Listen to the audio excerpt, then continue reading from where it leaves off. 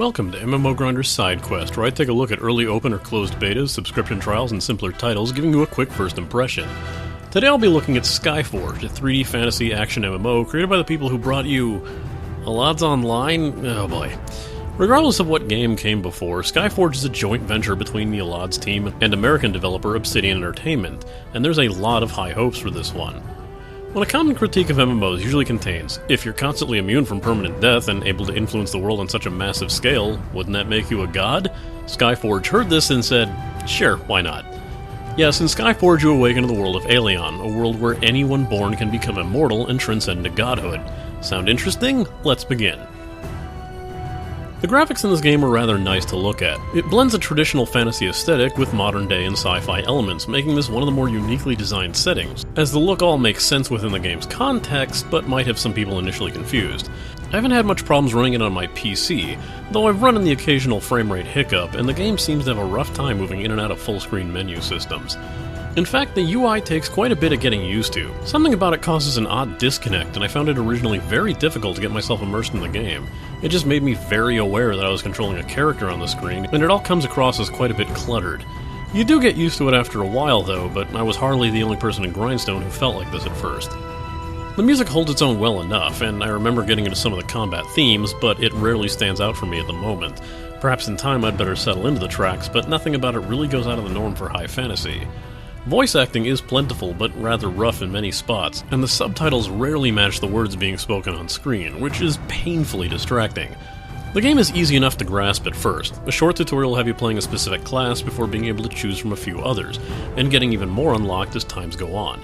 Classes are unique and interesting, each having a vastly different playstyle. Want to be a sword and board wielding damage dealer? Want to hurl tons of ice at your foes? Want to wield a minigun that uses its collected heat to fire plasma beams, or just transform it into a missile-firing mortar launcher? It's all available to you when you earn it. This does mean that multi-classing is available to your characters, and switching is painless and simple. In fact, the stats and gear you equip, save for your weapons, carries over to all your classes when you play them, in another game that heavily understands the problems that come with multi-classing. The combat in game itself plays out a lot like Neverwinter. It's reticle-based, and you can't attack an enemy unless you have a target. Most of your side skills are relegated to buttons near WASD. Enemy encounters are marked with the type of enemy they are, allowing you to strategize and prioritize targets before you begin each encounter. There are instance dungeon areas with levels, as well as more open world areas with quests among them.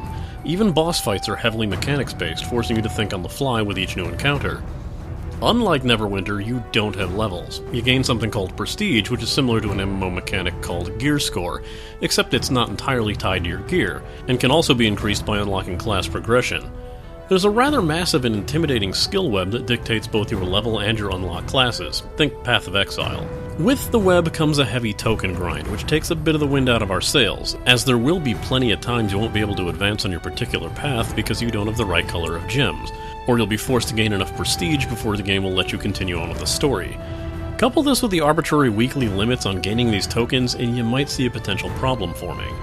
The community is expected for a closed beta. It's surprisingly talkative, and most players are just currently speculating how the game will turn out, or comparing aspects to other games on the market. Remnants of this game's former Flavor of the Month status remain, but hopefully they won't be too insufferable for the full release. Despite most aspects of the cash shop not working at this moment, the game seems keen on using a sub-hybrid premium model, which seems at this point to only double the rewards gained from quests and dungeons. I would know more about it, but the quest that grants you the status for free and urges you to read about the benefits by pressing the premium button in the menu isn't working. There is no premium button in the menu. This, combined with the game's need for these tokens to progress, has me slightly concerned, especially with the weekly limits in place, making me wonder just how many of those limits are going to hinge on that premium status. Regardless, we are quite impressed with just how deep this game is and how many layers get unraveled the further we get into the game. I'm greatly hoping this turns out well and gets itself an open beta soon, as it seems like a good game to really dive into. This has been an MMO Grinder Sidequest, and it's time I logged out.